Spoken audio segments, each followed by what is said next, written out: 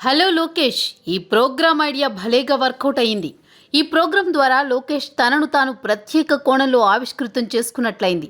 వినూత్నంగా సాగిన ఈ కార్యక్రమంలో లోకేష్ ఎంతో ఉత్సాహంగా యువత అడిగిన పలు ప్రశ్నలకు సమాధానాలిచ్చారు. ఒక్క ఐడియా జీవితాన్ని మార్చేస్తుంది అంటే ఏంటో అనుకున్నాం, కానీ లోకేష్ యువగళం పాదయాత్ర సందర్భంగా యువనేత మధ్యలో ఉద్భవించిన ఓ ఆలోచన ఈరోజు ఆయనలోని నిజమైన రాజకీయవేత్తను ఆవిష్కృతం చేస్తుందని చెప్పాలి.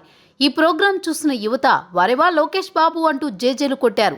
ముఖ్యంగా యువత అడిగిన ఎన్నో ప్రశ్నలకు దాపరికం లేకుండా హుందాగా లోకేష్ ఇచ్చిన సమాధానాలు ఆయనలోని పరిణితిని తెలియజేశాయి. మనిషి నిండుకుండలా తొనకకుండా కొన్ని క్లిష్టతరమైన ప్రశ్నలకు సైతం ఆయన సమయస్ఫూర్తితో జవాబులు చెప్పిన విధానం చూస్తే ముచ్చటేసింది.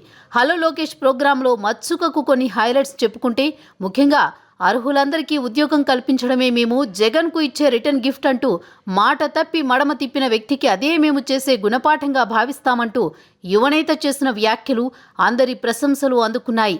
ఇక విజయసాయిరెడ్డి రచ్చ చేస్తూ పింక్ డైమండ్ను మేం కొట్టేశామన్నారని, అందుకే ఇది ఎక్కడుందో వెతుకుతున్నానని లోకేష్ చమత్కరించారు. తనపై ఆరోపణలు చేసిన వారు అధికారంలోకి వచ్చి 4 ఏళ్లవుతున్నా ఏం చేశారని, సిబిసిఐడి మీ దగ్గరే పెట్టుకుని ఏం చేయగలిగారంటూ ప్రశ్నించారు. ఎన్నికల తర్వాత పింక్ డైమండ్ గురించి ఒక్కసారి కూడా ఎందుకు మాట్లాడలేదో తనకు తెలియదు. ఈ విషయాన్ని సాక్షాత్తు విజయసాయిరెడ్డిని అడిగితే బాగుంటుందంటూ లోకేష్ చేసిన వ్యాఖ్యలు యువతలో ఆలోచన రేకెత్తించాయి. పవన్, జూనియర్ ఎన్టీఆర్ వంటి వారు రాజకీయాల్లోకి వస్తే ఆహ్వానిస్తారా అంటూ ట్రీకీగా వేసిన ప్రశ్నకు రాష్ట్రం రాజకీయాల్లో మార్పు రావాలని, అగ్రస్థానానికి వెళ్లాలని ఆశించిన వారు 100% రాజకీయాల్లోకి రావాలని, 2014లో పవన్ను కలిసినప్పుడు ఆయన మంచి మనసు చూశానంటూ లోకేష్ పరిణితి చెందిన రాజకీయ నాయకుడిగా స్పోర్టివ్గా మాట్లాడిన తీరు సామాన్య జనంతో సైతం జేజేలు కొట్టించింది.